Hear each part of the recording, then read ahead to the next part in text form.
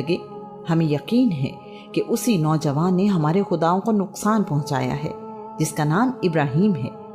لوگ خوشیاں مناتے رہے کہ ہمارے خداؤں نے گستاخ کا کیا حشر کر دیا، اس نے ہمارے خداؤں کو جھوٹا کہا تھا۔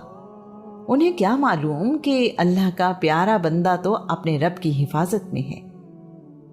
آج کا عنوان ہے بے شک یہ بہت بڑی آزمائش تھی۔ عرب کی تہذیب میں بیان کیا جا چکا ہے کہ عرب میں بیٹے کی قربانی سب سے عظیم قربانی سمجھی جاتی تھی۔ اپنی خواہش سے بھی بیٹا قربان کرنا آسان نہیں تھا۔ اس موقع پر بڑے بڑے بہادر کانپنے لگتے تھے۔ یہ لمحات نہ تو باپ کے لیے آسان ہوتے نہ بیٹے کے لیے، اور ماں تو سوچا کرتی تھی کہ میں اس لمحے سے پہلے مر کیوں نہیں گئی۔ انسان کو خدا کی راہ میں قربان کر دینا اس زمانے میں پایا جاتا تھا۔ آج کے دور میں ہمیں یہ بات بڑی عجیب اس لیے محسوس ہوتی ہے کہ اللہ کریم نے اس بات سے منع کر دیا، بیٹے یا بیٹی کی قربانی نہیں کی جا سکتی۔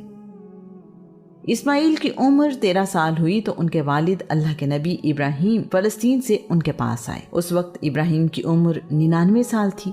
حتمی طور پر دونوں کی عمر کے متعلق معلوم نہیں ہو سکا۔ ابراہیم نے اپنے بیٹے سے کہا، میں نے ایک خواب دیکھا ہے کہ میں تمہیں ذبح کر رہا ہوں۔ مجھے اللہ کریم نے اپنی سب سے قیمتی چیز اللہ کی راہ میں قربان کرنے کا حکم دیا ہے۔ تم بتاؤ تمہارا اس بارے میں کیا خیال ہے؟ تصور کریں کہ ایک بوڑھے باپ کو اپنے بیٹے کی قربانی کا حکم دیا جا رہا ہے، اس وقت جبکہ اس باپ کی اور کوئی اولاد نہیں ہے۔ یہ کیسی آزمائش تھی اللہ کے نبی کے لیے۔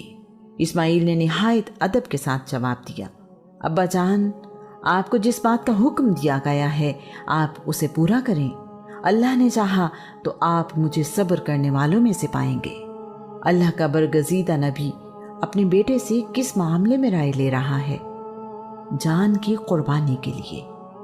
بیٹا بھی آنے والے وقت کا نبی ہے۔ جواباً عرض کی، ابا جان، جیسے آپ کا حکم۔ یہ فیضان نظر تھا یا کہ مکتب کی کرامت تھی؟ سکھائے کس نے اسماعیل کو آداب فرزندی؟ کیا اسماعیل باپ کے حکم کا ادب کسی درس گاہ سے سیکھ کر آئے تھے، یا ان کے والد کی نظر کا کمال تھا جو سب سیکھ گئے؟ کیا یہ کہنا آسان ہے؟ کیا یہ سننا آسان ہے؟ کیا اکلوتے بیٹے کو قربان کرنا آسان ہے؟ کیا قربان ہونے کے لیے تیار ہونا آسان ہے؟ قربان کرنے کا حکم اس وقت دیا جا رہا ہے جب بیٹا نوجوانی میں داخل ہو چکا ہے۔ اللہ کریم کے الفاظ میں، جب وہ اپنے باپ کے ساتھ دوڑنے کے قابل ہوا۔ اپنے باپ کی اکلوتی اولاد ہے، باپ کی آخری عمر کا سہارا ہے، جس کے لیے ابراہیم نے اللہ کریم سے دعا مانگی۔ اللہ کریم نے اس دعا کے جواب میں انہیں ایک نرم دل بیٹے کی خوشخبری دی۔ بعد کے زمانے میں سیدہ سارہ سے اللہ کے نبی اسحاق پیدا ہوئے۔ اللہ کا پیارا بننا آسان نہیں۔ جتنا کوئی اللہ کے قریب ہوتا ہے اسے اتنی ہی زیادہ آزمائشیں دیکھنا پڑتی ہیں۔ ابراہیم نے چھری لی اور بیٹے کو لے کر دور وادی مینا، اسی وادی میں جہاں حج کے دنوں میں حاجی قیام کرتے ہیں، چلے آئے۔ مینا کی وادی مکہ سے 7 کلومیٹر دور شمال مشرق میں واقع ہے۔ یہ 7 کلومیٹر اس وقت طے کرنا کتنا بھاری ہوگا؟ یہ 7 سمندر طے کرنے سے کم نہ تھا۔ ہر قدم اٹھانا مشکل تھا۔ اللہ کریم نے اس کو اپنے حرم کی حد مقرر کر دیا۔ شیطان، جس نے آدم کو سجدہ کرنے سے انکار کیا اور دعویٰ کیا تھا کہ میں اللہ کے بندوں کو گمراہ کروں گا، اسی لمحے کے انتظار میں تھا۔ اس نے سوچا کہ اللہ کے نبی پر وار کرنے کے لیے اس سے بہتر موقع ہاتھ نہیں آئے گا۔ ابراہیم کے کان میں سرگوشی کی، یہ تو صرف آپ کا خیال ہے، کوئی حکم نہیں۔ بھلا کوئی بیٹا بھی قربان کرتا ہے؟ آپ کا تو بیٹا بھی ایک ہی ہے، بڑھاپے میں اولاد ملی ہے، سعادت مند اور خوبصورت اکلوتا بیٹا۔ ایسا نہ کریں، ابھی بھی وقت ہے، رک جائیں۔ یہ ایک خواب تھا، حکم تو نہیں۔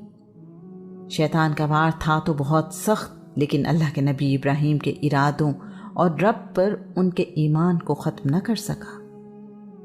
ابراہیم نے شیطان کو دھتکارا اور ایک کنکر اسے مارا۔ شیطان نے جب دیکھا کہ ابراہیم کو اللہ کریم کی رحمت نے مجھ سے محفوظ رکھا ہے تو اس نے اپنی سوچ کے مطابق آسان نشانہ ڈھونڈا۔ اسماعیل کے پاس گیا اور کہنے لگا، بھلا اس عمر میں کوئی خواب سن کر جان دیتا ہے؟ ابھی تو تمہاری لمبی زندگی باقی ہے، جوانی تو ابھی تم نے دیکھی بھی نہیں، تمہیں مجھ جیسا ہمدرد نہیں ملے گا، اچھا موقع ہے یہاں سے بھاگ جاؤ۔ باپ کبھی بیٹوں سے ناراض نہیں رہتے، کچھ دن بعد سب ٹھیک ہو جائے گا۔ اسماعیل بھی شیطان کے بہکاوے میں نہ آئے اور شیطان کو ایک کنکری اٹھا کر ماری۔ دونوں طرف سے مایوس ہونے کے بعد اسے خیال آیا کہ ماں کی بچوں سے محبت دنیا کی ہر چیز سے زیادہ کمزور ہے، مجھے سیدہ ہاجرہ کو بہکانا چاہیے۔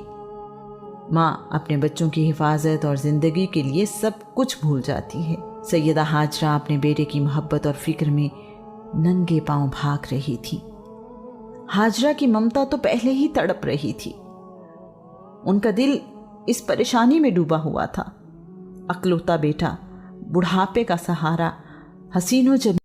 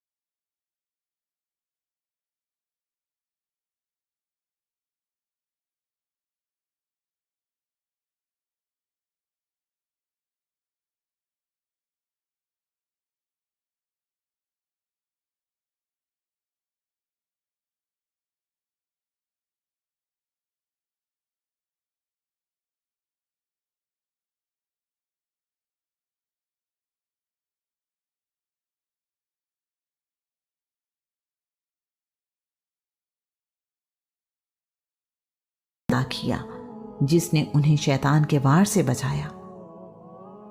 شیطان نے ان نازک لمحوں میں اللہ کے پیارے بندوں کو بہکانے کی جو کوشش کی وہ ناکام ہوئی۔ ان تینوں جگہوں پر جہاں شیطان نے اللہ کے بندوں کو بہکانے کی کوشش کی تھی، حاجی آج بھی شیطان کی علامت کو کنکریاں مارتے ہیں۔ اللہ کا وعدہ ہی سچا ہے کہ اللہ کے نیک بندے شیطان کے بہکاوے سے محفوظ رہیں گے۔ ابراہیم نے اپنی آنکھوں پر پٹی باندھی تاکہ چھری چلاتے ہوئے کہیں ہاتھ بیٹے کی محبت میں رک نہ جائے، ایسا نہ ہو کہ اللہ کریم کے حکم کی تعمیل نہ ہو سکے۔ اسماعیل کو ماتھے کے بل زمین پر لٹایا اور چھری چلا دی۔ اتنے میں غیب سے آواز آئی، تم نے اپنا خواب سچا کر دکھایا۔ ابراہیم نے اپنی آنکھوں سے پٹی ہٹائی تو دیکھا کہ بیٹے کی جگہ ایک مینڈھا قربان ہوا پڑا ہے۔ اسماعیل پاس کھڑے ہیں، انہیں کوئی نقصان نہیں پہنچا۔ ابراہیم، تم نے اپنا خواب سچ کر دکھایا، ہم نیک لوگوں کو ایسا ہی بدلہ دیا کرتے ہیں۔ بے شک یہ بہت بڑی آزمائش تھی۔ اللہ کریم فرماتا ہے، ہم نے ایک بڑی قربانی کو اسماعیل کا فدیہ بنا دیا۔ ابراہیم اس امتحان میں بھی کامیاب ہوئے تو اللہ کریم نے اعلان فرمایا، بعد میں آنے والوں کے لیے ہم نے ابراہیم کا ذکر خیر بلند کر دیا۔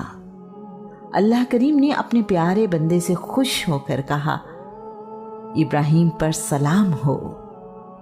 یہ آزمائش اتنی بڑی تھی کہ اس میں کامیابی پر اللہ کریم نے ابراہیم پر سلام بھیجا۔ اللہ کے نبی ابراہیم کی عظمت دیکھیں کہ کائنات کا مالک اپنے بندے پر سلام بھیج رہا ہے۔ مسلمان اس واقعے کی یاد میں سنت ابراہیمی ادا کرتے ہوئے آج بھی 10 ذی الحجہ عید الاضحیٰ پر جانوروں کی قربانی کرتے ہیں۔ اس واقعے کے بعد ابراہیم مکہ سے فلسطین واپس چلے گئے۔ اسماعیل مکہ میں ہی قیام پذیر رہے۔ ان کی شادی بنی جرہم قبیلے میں ہوئی۔ ان کی بیوی کا نام رعلہ بنت مزاز بنت عمر جرہمی ہے۔ اللہ کریم نے اسماعیل کو 12 بیٹے اور 1 بیٹی عطا فرمائی۔ بیٹی کا نام نسمہ ہے۔ نسمہ کی شادی اللہ کے نبی اسحاق کے بیٹے عیسو سے ہوئی۔ ان کے 3 بیٹے ہیں جن کے نام روم، فارس اور اشبان رکھے گئے۔ اسماعیل کے بیٹوں کے نام یہ ہیں: نابت، قیدار، ادبیل، میشا، مسمع، داما، ماس، ادو، وتور، نفیس، تما، قیدمان۔ اللہ کے نبی اسماعیل نے 136 سال کی عمر میں وفات پائی۔ اسماعیل کو والدہ کے پہلو میں حجر یعنی حتیم کے اندر دفن کیا گیا۔ اسماعیل کے بیٹے قیدار کی اولاد میں محمد رسول اللہ صلی اللہ علیہ وآلہ وسلم پیدا ہوئے۔ رسول اللہ صلی اللہ علیہ وآلہ وسلم انبیاء کے سردار اور آخری نبی ہیں۔ اللہ کریم کی طرف سے بھیجی ہوئی آزمائش میں کامیابی اس مہربان رب کی رحمت کے بغیر ممکن ہی نہیں۔ ذرا سوچئے، اس کائنات کا مالک جس آزمائش کے بارے میں خود یہ کہہ رہا ہے، یہ بہت بڑی آزمائش تھی، وہ کتنی بڑی آزمائش ہوگی۔ اسی لیے تو اللہ کریم نے اس کا ذکر قرآن مجید میں کیا، یہ بھی کہا کہ ہم نے ابراہیم کا ذکر آنے والے لوگوں کے لیے بہترین ذکر قرار دیا ہے۔ قرآن پاک میں ارشاد ہوتا ہے، پھر جب وہ اس کے ساتھ بھاگنے دوڑنے کے قابل ہو گیا تو کہا، پیارے بیٹے، میں نے خواب دیکھا ہے کہ میں تجھے ذبح کر رہا ہوں، اب تم بتاؤ کہ کیا رائے ہے؟ کہا، ابا جان، آپ کو جو حکم دیا گیا ہے آپ اس پر عمل کریں، انشاءاللہ آپ مجھے ثابت قدم پائیں گے۔ اسماعیل ایک درخت کے سائے میں بیٹھے شکار کے لیے تیر بنا رہے تھے۔ اپنے والد کو دیکھ کر خوش ہوئے اور احترام میں کھڑے ہو گئے۔ اس گھر کی تعمیر مکمل ہونے تک جس پتھر پر کھڑے ہو کر اللہ کے نبی ابراہیم تعمیر کرتے رہے، اس پتھر پر ان کے قدموں کے نشان ثبت ہو گئے۔